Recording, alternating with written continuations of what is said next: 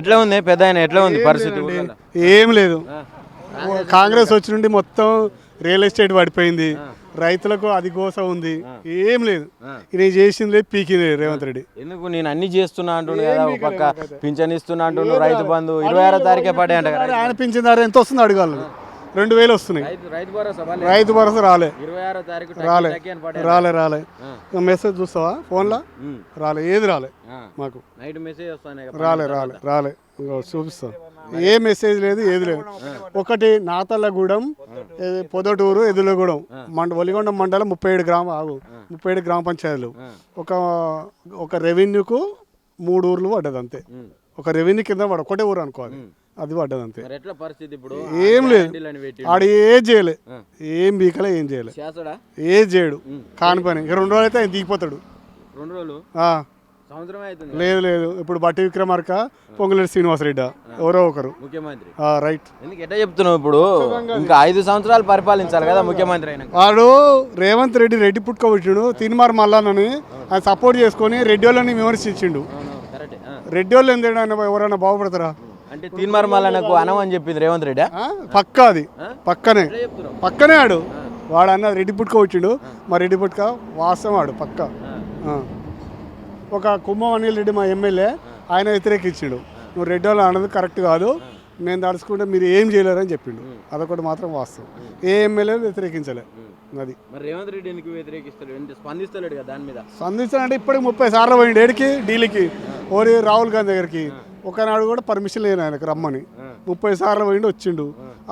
Permission ఏమి లోపలికి పోతావా? ఇప్పుడు నీకు పర్మిషన్ ఇస్తే కదా నేను మాట్లాడింది, నేనైతే గుంజుకొని నీతో మాట్లాడలే కదా. పర్మిషన్ ఇవ్వలే, ఏమి ఇవ్వాలి సపడంగా వెళ్ళొచ్చిండు. ఏం తెచ్చిండు? కోట్ల అక్కడ ఇస్తుండే ఆడ. ఇప్పుడు 1,80,000 కోట్లు తెచ్చిండు. మొన్న 10,000 కోట్లు తెచ్చిండు. 400 ఎకరాలు కుదైతే 10,000 కోట్లు తెచ్చిండు. ఒక రైతు బంధు వేసిండు, ఒక 570 గ్రామాలకు వేసిండు. ఇంతవరకు ఏ గ్రామానికి లేదు. నిన్న 1 ఎకరా లోపన్నాడు, మాకైతే రాలే. రుణమాఫీ రాలే, ఏది రాలే ఎవరికి. ఇండ్ల కాడ ఉన్న వాళ్ళకు 2,500 అని చెప్పిండు, ఆడవాళ్ళకు ఏమొద్దని చెప్పిన మేము. మాకు ఇల్లు ఉన్నాక ఇల్లు ఎందుకు?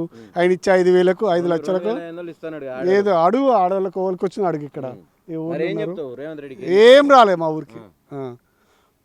అప్పుడు టీఆర్ఎస్ ప్రభుత్వం ఉన్నప్పుడు రోడ్లు పోసిందే, టీఆర్ఎస్ ప్రభుత్వం చేసేది. ఇప్పుడైతే నీళ్ళు లేవు, కరెంటు లేదు, కాలం లేదు, కరెంటు లేదు. అది అప్పుడు 10 సంవత్సరాల మంచిగా ఉండే, ఆడిలా నీళ్ళు ఉండే. ఇప్పుడు కాలం లేదు, నీళ్ళు లేవు, పరిస్థితి. బస్ కోసం వెయిట్ చేస్తున్నాం. అవును, ఫ్రీ బస్ కోసం. ఎట్లా ఉంది మరి? ఫ్రీ బస్ మంచిగా ఉందా పథకం? అదొక్కటే మంచిగా ఉంది, కానీ ఆ బస్సు ఉండి ఏం లాభం? ఇప్పుడు కాలేజీ పిల్లలకి అయితే మంచిగా ఉండు. ఈ మాకెందుకు ఆ బస్సు పెట్టి కూడా ఛార్జ్ లేకుండా పోతే మా బాయ్స్ వాళ్ళకి ఇబ్బంది అవుతలేదా? కాలేజ్ పిల్లలకు కూడా ఇబ్బంది అవుతుంది.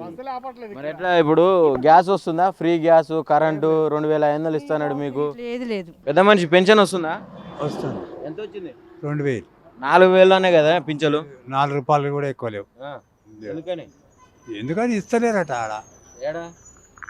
వాళ్ళు వేస్తలేరు, మేము ఇస్తున్నాం గీయ 2,000 అని చెప్తున్నారు. రేవంత్ రెడ్డి వచ్చినాక ఎమ్మటే 4,000 పింఛన్ ఇస్తా అన్నాడు కదా, గుర్తుందా? అప్పుడు గుర్తుంది, ఎందుకు లేదు, బాగానే గుర్తుంది. ఏదేసి మరి లేవు, ఏం లేదు. 2,000 గిట్టిన ఓ నెల తప్పించి ఓ నెల అన్నట్టు టైంకు ఏమొస్తలేవు. ఏముంది, గిట్టిన ఎక్కిందా మీద బతుకున్నట్టే ఉంది, ఏం లేదు రేవంత్ రెడ్డి పాలన. రైతులకు మంచి చేయలేదంట. మరి రైతులేంది, 1,00,000 రూపాయలు ఉంటే కూడా ఇంతవరకు మాఫీ రాలే. రుణమాఫీ 100% రుణమాఫీ చేసిన లేదు.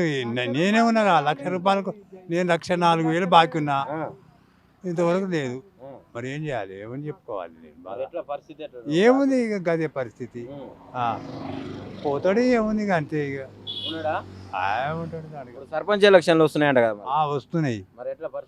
ఏముంది, వస్తే కాంగ్రెస్ గెలిపించే ప్రయత్నాలు ఏమో ఇవన్నీ చేసుకుంటా కాంగ్రెస్ గెలిపిస్తారు. పడ్డదా పెన్షన్? పడ్డదా పెద్ద? పింఛన్ లేదు, ఏమి లేదు. పింఛన్ ఇచ్చుడే లేదు మాకు, పింఛనే లేదు. పింఛన్ లేదు, రేషన్ కార్డు లేదు, ఏది లేదు.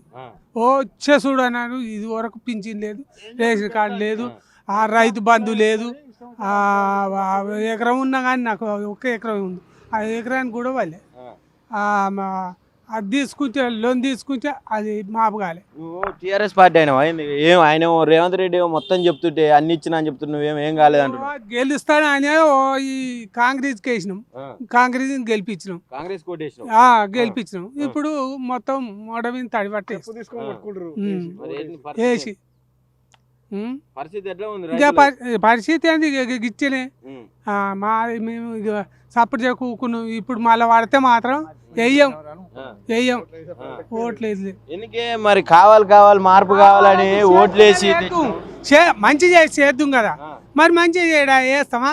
ఇప్పుడు ఏది ఒక్కటి కూడా లేదా మాకు. ఇప్పుడు ఏమన్నా ఎవరికి ఇచ్చుకుంటో ఏమో ప్రతి సంవత్సరం కరోనా వచ్చినప్పుడు కూడా కేసీఆర్ వేసిండు. వీడు రైతు బంధు వేసినప్పుడు కరోనా వచ్చిన పరిస్థితుల్లో కూడా రైతు బంధు వేసిండు కేసీఆర్. ఈయన ఒక రూపాయి ఇంతవరకు మా ఊళ్ళో వచ్చి నలుగురు ఉన్నారు ఇక్కడ పెద్ద మనసు మావాడు, ఎవరికైనా ఒకరికి వచ్చింది అడుగు. ఆయనకు 2 ఎకరాలు ఆయన పేరు మీద, ఆయనకు వచ్చింది అడుగు. అంటే ఇన్ని రోజులు సవరణ జరిగిందంట, 12,000కి తెచ్చింది కదా. 80,000 కోట్లు ఎక్కడ పోయినాయి? దేనికి ఇచ్చిండు? ఆయన సుట్ కేసులు నింపుకుడు, ఆయన బిడ్డకు ఆయన అల్లునికి నింపుకుండు తప్ప కొడంగల్ ఇలా పెట్టమను, బహిరంగ సభ పెట్టమను, పార్టీ మీటింగ్ పెట్టమను. రైతులు తిప్పట్లాడు కొట్టిరుగా, కలెక్టర్ని కొట్టిరుగా, చూసిరు కదా మీరు లైవ్ లో. అది పరిస్థితి. రేవంత్ రెడ్డి పరిస్థితి అట్లే ఉంటది పక్కా. అదే ఆయన నియోజకవర్గంలో ఆయన నియోజకవర్గం ఆయన గుద్దమి కదా అంటారు.